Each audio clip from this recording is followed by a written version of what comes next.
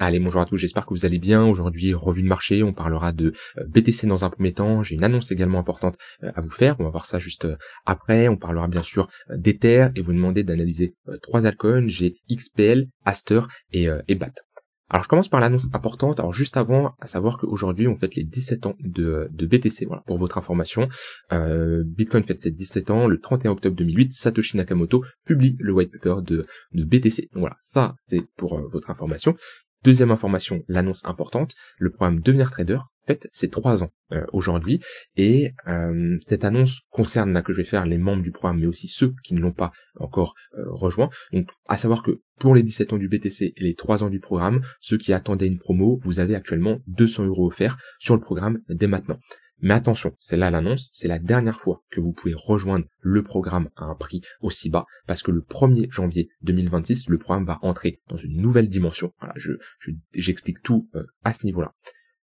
Le 1er janvier 2026, Devenir Trader rentre dans une nouvelle dimension avec un suivi personnalisé, des lives, un accompagnement plus poussé. Donc automatiquement, le prix du programme va augmenter. C'est tout à fait logique avec l'ajout de contenu qu'il va y avoir. Ça renforce la valeur réelle. Et en plus, il faut inclure le temps que je consacre chaque semaine à accompagner personnellement chaque membre privé pour l'aider à progresser. Mais aujourd'hui, tu peux profiter du tarif actuel et de profiter même des 200 € offerts. Et tu as bien sûr gratuitement les futures mises à jour. Donc voilà, pour ceux qui ne le savent pas, le programme Devenir Trader, c'est le meilleur programme clairement en trading. Je t'invite à regarder les témoignages. Tu peux aller voir sur Trustpilot. Tu as également dans le Discord certains témoignages. 15 modules, plus de 30 heures de vidéos où je t'enseigne tout pour trader efficacement les marchés. On parle d'analyse technique, de psychologie, de money management, comment créer une stratégie, comment trouver une stratégie adaptée à ton profil. Voilà, il y a plus de 30 heures de vidéos. Je te partage également mes setups, mes stratégies. Tu as énormément d'informations et clairement à la fin du programme, le but c'est pas que tu sois dépendant de moi, le but c'est que tu sois 100% autonome. Et mon but à la fin c'est que tu sois un trader rentable mais autonome. Parce qu'il y a des traders qui sont rentables mais qui sont dépendants de certaines personnes qui vont suivre sur internet. Moi mon but c'est que tu sois autonome. Tu as bien sûr des bonus, les mises à jour gratuites à vie qui viennent avec la mise à jour du 1er janvier 2026. Ça va être une très très grosse mise à jour. J'en parlerai d'ailleurs aux membres qui ont rejoint le programme dans le groupe privé ces prochaines semaines. Tu as bien sûr l'accès à un groupe privé qui regroupe l'ensemble des traders formés. Un coaching personnalisé qui est un bonus pour le moment et qui va aller encore plus loin avec la mise à jour du 1er janvier 2026 et l'accompagnement à vie. Donc voilà, comme je l'ai dit, pour moi c'est le meilleur programme. En plus, tu as une garantie trader rentable ou remboursé. Je t'invite à chercher les autres programmes, les autres accompagnements qui proposent ce genre de choses, vu que je suis serein, je suis confiant de mon offre, tout simplement parce qu'elle a été testée par des centaines de traders, et clairement, je sais qu'à la fin, tout le monde est rentable. Pour certains, ça va prendre des mois, peut-être certains, ça va prendre un peu plus de temps, ça dépend, mais voilà, je sais ce que je propose, c'est pour ça que si tu suis l'intégralité du programme et à la fin, tu n'es pas rentable, je t'invite à me contacter et je m'engage à te rembourser. Donc voilà, tu as toutes ces informations en cliquant sur le premier lien en description, tout ce que tu vas apprendre et surtout le plus gros tournant, là c'est le 1er janvier 2026, mais aujourd'hui tu peux profiter de tout ce qui va arriver le 1er janvier 2026 avec le prix actuel et en plus je t'offre 200 €. Donc c'est clairement le meilleur moment pour rejoindre le programme au vu en plus du contexte de marché, on est dans une très bonne période pour se former. Si tu as des questions, tu peux me contacter sur Discord, tu peux également poser ta question ici, je pourrai bien sûr y répondre et je t'invite à cliquer sur le premier lien en description pour activer les 200 € offerts et comme je l'ai dit pour voir tout ce que tu vas retrouver à l'intérieur du programme. Je commence par le BTC qui est revenu chercher un niveau assez bas qu'on a vu hier, 106 000 $. On a eu un petit rebond, c'est normal, nous sommes sur un niveau de support, comme je l'ai dit ces derniers temps. Pour le moment, la tendance long terme weekly reste haussière sur le BTC, tant qu'on tient ce niveau-là. Aujourd'hui, on a eu une session plutôt bullish ici avec une nuit bullish jusqu'à peu près l'ouverture du marché US et depuis là on a une correction qui est en cours avec potentiellement une mèche haute sur le BTC. On voit qu'il y a une pression vendeuse et on est vraiment, et je le répète, on est dans une phase qui est compliquée. C'est normal si vous trouvez ça compliqué de trader. Sur du moyen long terme, les setups sont beaucoup plus compliqués parce que on n'a pas une vraie direction de marché. On est un peu dans un flou, que ça soit d'un point de vue annonce économique, avec le shutdown aux États-Unis et j'en passe. Donc c'est normal. Là où il peut y avoir des trades un peu plus agréables à prendre, c'est sur de l'intraday, d'accord? Parce que voilà, les moves sont assez je vais pas dire simples à trader, mais ils sont comme d'habitude comparés au moyen long terme qui est un peu plus complexe. Donc moi j'ai le même avis actuellement sur le BTC. On est ici dans une phase où il faut surtout se préparer à la suite, d'accord, se former, se renseigner, avoir un plan, une stratégie qui est claire, parce que là le but ça va pas être de trouver ce que va faire le BTC exactement, c'est-à-dire un nouvel ATH ou un bear market. Le but c'est pas de trouver ça, le but c'est d'avoir une stratégie qui s'adapte aux deux.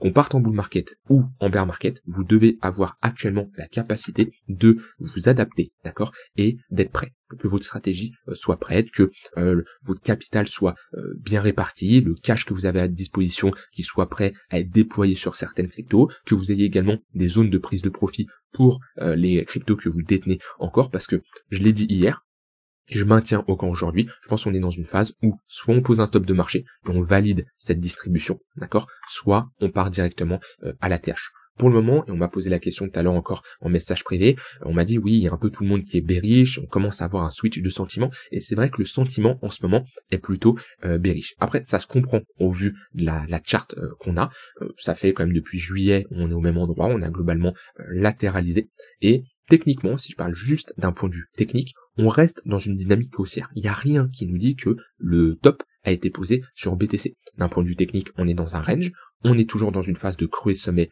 de plus en plus haut, et si je mets ici des moyennes mobiles, on est toujours au-dessus du tunnel daily. Mais le niveau clé, il est là. Si on commence à s'installer sous cette grosse zone là, hop, sous ce gros bloc entre les 100 et les 107 000 $, on a deux gros niveaux, 107 000 $ et 98 000. Si on commence à sortir de ce niveau-là, pour moi on valide une pattern de distribution, et là on pourrait connaître une phase de retracement plus importante. C'est pour ça que je vous dis, on est dans une phase où soit on fait de l'intraday, mais après c'est pas tout le monde qui a les compétences, les connaissances pour faire de l'intraday, parce qu'il y a de quoi faire de la perf sur de l'intraday, soit alors on patiente et on se prépare pour la suite. Et patienter, c'est se former, c'est développer une stratégie, un setup sur du court, moyen, long terme. Ça c'est à vous, en fonction du temps que vous avez, ce que vous préférez, de voilà ce qui vous fait kiffer tout simplement. Certains vous préférez faire de l'intraday, d'autres du swing, ça dépend du voilà de votre quotidien, de ce que vous voulez faire, de votre passion et j'en passe. Il y en a qui vont préférer faire du court terme et qui vont pas aimer garder des positions la nuit, d'autres ça les dérange pas, ça dépend du temps également que vous avez et d'autres paramètres comme ça. Mais actuellement sur BTC, oui on est sur un niveau de support, et les personnes qui me disent bah Nico, là, comme tu m'as enseigné, je cherche des longues sur le support, t'as tout à fait raison, il n'y a pas de souci. Par contre, tu dois avoir une invalidation et une bonne gestion de risque au cas où on casse ce niveau-là à la baisse, d'accord. Mais par contre, les personnes qui me disent écoute Nico, oui on est sur un niveau de support, mais je préfère patienter parce que j'ai un pressentiment qui est pas terrible, que ça soit avec on a un marché US qui fait un nouvel ATH, mais les cryptos qui suivent pas, on a Powell qui dit que la baisse des taux au mois de décembre elle est pas sûre, etc. Donc je préfère patienter, je le comprends également. Donc voilà, on est ici dans une phase où déjà, si on doit partir sur le BTC, on pourrait avoir un dernier mouvement haussier, la dernière grosse hausse avant le top, c'est possible, ce qui pourrait nous pousser selon moi entre les 150 et les 170 000 $. On peut mettre des extensions, hein. Je prends le point le plus haut, le point le plus bas de notre range, je mets des extensions, voilà, les 100% d'extension, ça nous donne les 150 000 $, d'accord. Après, on peut mettre des extensions qui ont déjà été activées, hop, le fait d'avoir fait ici un nouvel ATH, on voit, je vous rappelle, hein, voilà, pour remettre dans le contexte, quand ici on pose des questions, oui, c'est quoi les targets pour ce bull market, les targets réalistes, je parle pas des targets quand on a une euphorie de marché, quand tout pump en permanence, non, ça en général on est sur une anomalie, d'accord, qui est souvent corrigée. Si on parle vraiment de target réaliste, 1,118, 100% d'extension, ils ont été atteints. C'est-à-dire qu'une personne qui est rentrée professionnellement sur le BTC, je parle pas d'avoir les 15 000 $, mais 25, 30, 40 000 $, ok, et qui a su établir un plan de prise de profit, d'accord, et il a su prendre ses profits de manière professionnelle, au niveau des 100 000 et des 120 000 $. Et c'est pile poil là où BTC a top une fois et est en train de top potentiellement une deuxième fois. Si on doit aller plus haut, on peut rajouter encore une étape dans ces extensions et mettre, hop, ils sont où? Je vais l'écrire à la main, je les trouve pas, les 2,618 de Fibo. Ce qui me donne ici une target à peu près 155 000 $. Et si on fait un nouveau plus haut, on casse ce niveau-là, on peut mettre les 318, qui nous donne ici les 209 000 $. Moi, franchement, si je dois établir une target, déjà, on me l'avait déjà posé la question, je maintiens au final ce que j'avais dit ces derniers mois, ces dernières années. BTC, c'est un top, s'il y a de l'euphorie entre les 150 et les 180 000 dollars, sinon un top réaliste, c'est autour des 120 000 dollars.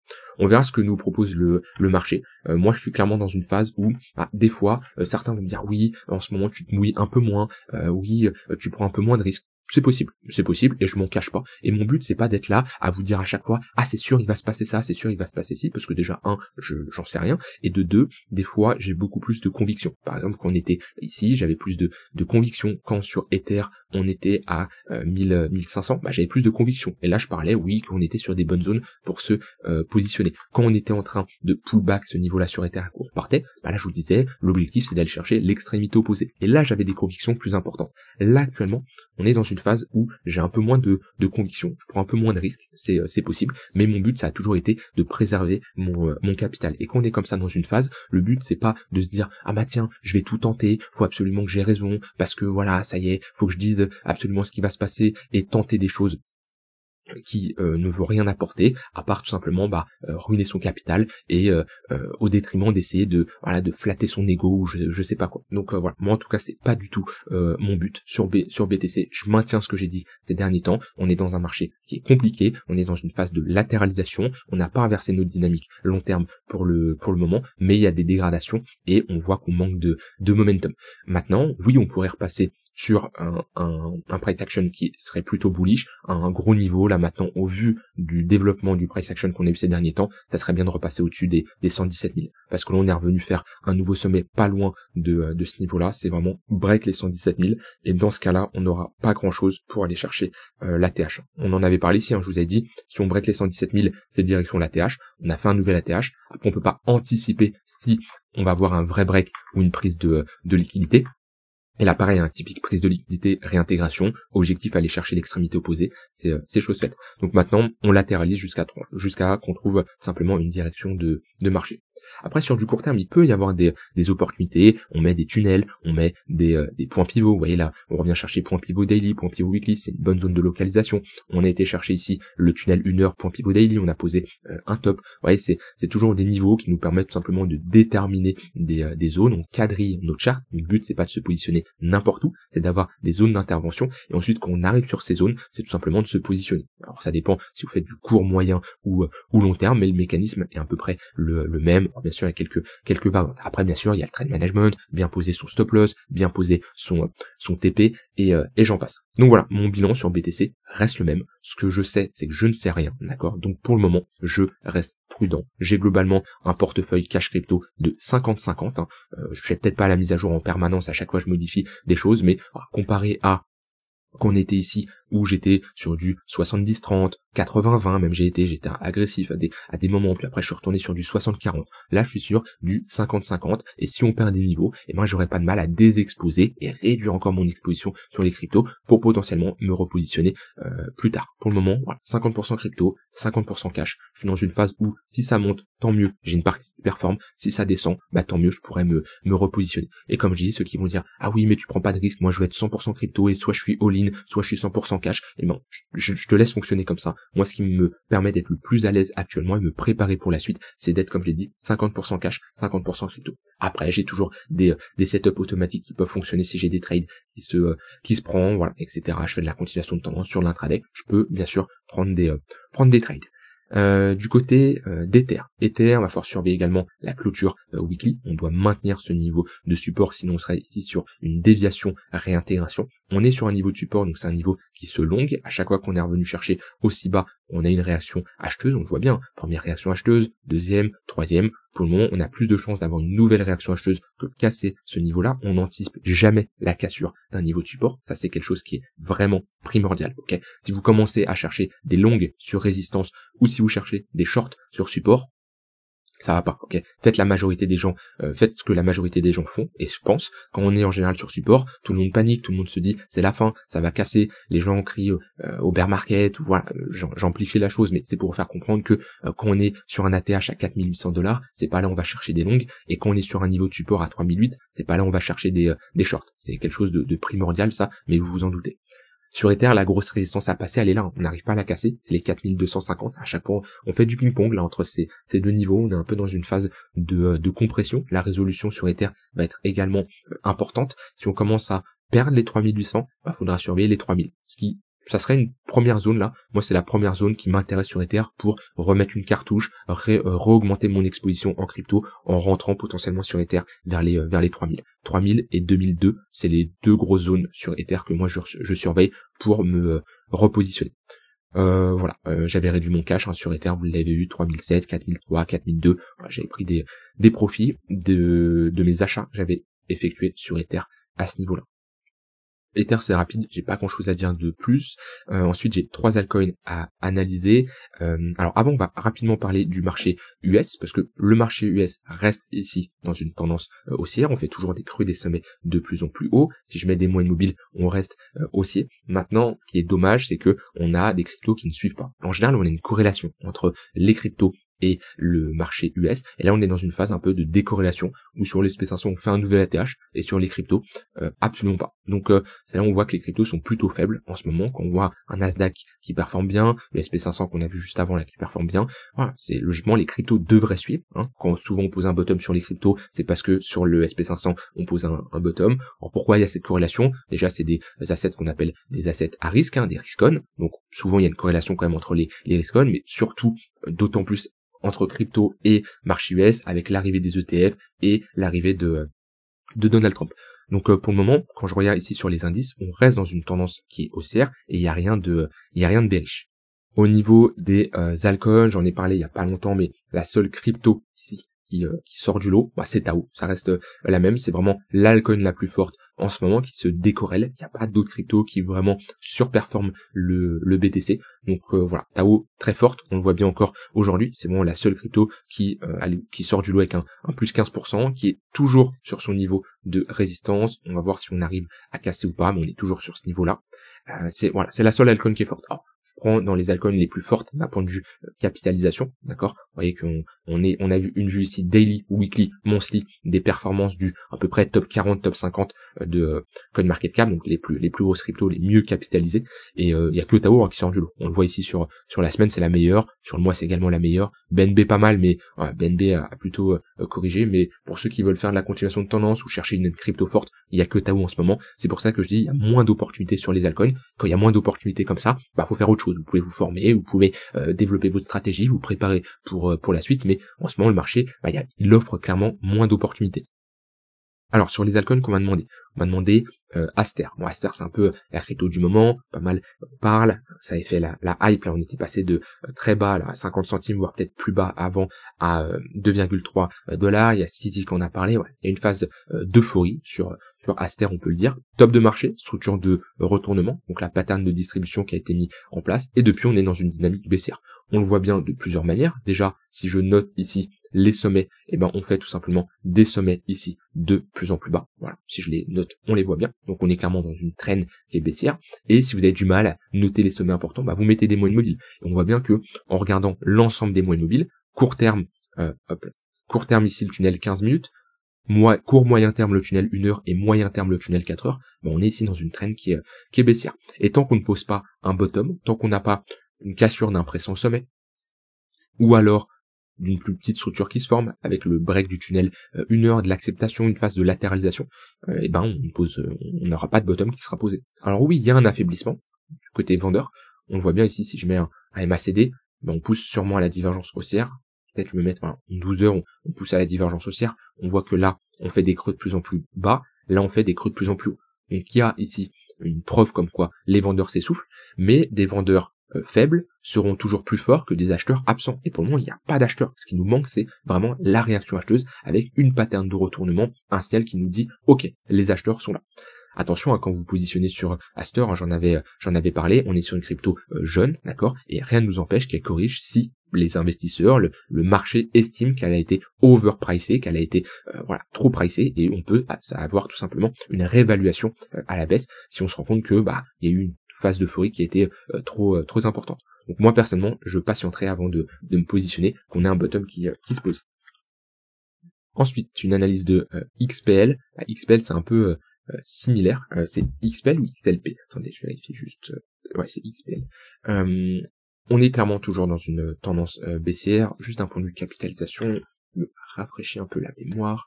On est 103e. Ok, très bien. Alors, on est clairement dans une tendance qui est baissière. Si je mets ici des moyennes mobiles, pareil, on le voit, on fait le même taf qu'on a fait ici sur Aster. Admettons, on découpe cette charte, voilà, on fait exactement le même taf. Déjà, la dynamique de marché. Nos creux et nos sommets sont clairement de plus en plus bas. Sommet, très bien. Deuxième sommet, ici, très bien. Troisième sommet, ici, etc., etc. Donc, je suis bien dans une tendance baissière. Si j'ai du mal, je mets des moyennes mobiles, je regarde comment mes moyennes mobiles se comportent. On est dans un flux qui est baissier. À chaque fois qu'on pull back le tunnel 1 heure, il y a un rejet. Donc là, quelqu'un qui short, vous voyez, c'est intéressant de shorter ce genre de crypto. J'irai pas short le BTC sur support. Pourquoi short un BTC qui est sur support? Non, je vais prendre une altcoin qui est pas terrible, et là je vais la short. Parce que là, il y a de quoi faire, la continuation de tendance sur ce genre de crypto. Et qu'on a une tendance baissière comme ça, on cherche des shorts. On est dans un range, oui, mais le range il est précédé par quoi? Par une impulsion baissière. Donc on a plus de chances de le casser par le bas. Voilà, c'est un fait. Et tant qu'on ne pose pas un bottom, nous sommes dans une tendance baissière, on a toujours plus de chances de casser notre range par le bas. Donc pour le moment, soit je cherche des shorts, soit j'attends qu'un bottom se dessine. Comme on l'a vu sur Aster. Un break d'après son sommet, qui nous montre comme quoi on a un réveil acheteur, une pattern de retournement qui casse par le haut, une épaule tête-épaule, quelque chose qui nous dit, ok, les acheteurs sont présents. Un exemple qui est bien, c'est Optimism à l'époque, quand il nous pose son bottom, vous voyez, ce type de structure. Au début, quand il y a le listing, on sait pas où ça va. Mais quand on commence à poser un bottom, bah déjà on a un point de repère. On revient chercher ce bottom-là, on repose un bottom au même niveau. On retourne à ce niveau-là, on repose encore un bottom. Après, bien sûr, c'est pas des bottoms qui vont nous faire un x100, d'accord? Mais à partir du bottom, là, on fait de la perf quand même, vous voyez? Donc, c'est ce que j'attendrai ici, pareil, sur XP.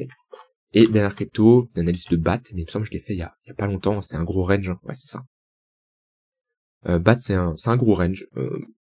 C'est du trading de range après, hein. Ça dépend à vous si vous êtes à l'aise ou pas avec ça. Globalement, c'est une grosse zone là qui on a cassé et qu'on a réintégré. On est actuellement sur support. Il peut y avoir des longues qui peuvent se prendre avec une invalidation sous la structure, parce que l'on a validé une petite structure en W avec cette cassure-là, mais on a eu quand même une mèche haute, ce qui nous témoigne quand même que on a des vendeurs qui sont manifestés et des acheteurs qui sont épuisés pendant le pump. Et je préfère clairement ce genre de bougie, hein.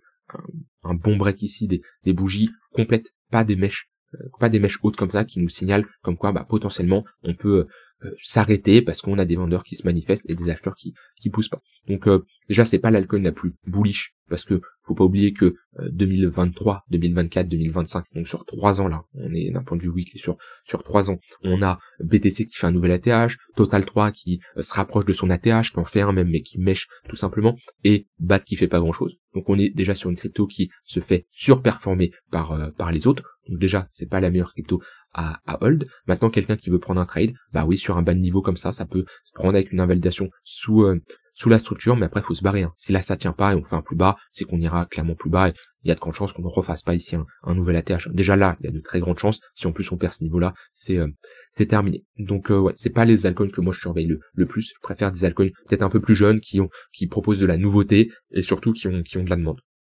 Voilà, j'ai terminé, j'ai dit ce que j'avais envie de dire, on surveillera la clôture weekly et on aura le temps d'en reparler d'ici là. Ceux qui veulent se former, passer à l'action et surtout profiter du prix du programme actuel avant sa grosse augmentation qui va arriver le 1er janvier 2026, c'est en cliquant sur le premier lien en description. Je vous souhaite une très bonne soirée et je vous dis à demain pour une prochaine vidéo. Bye bye.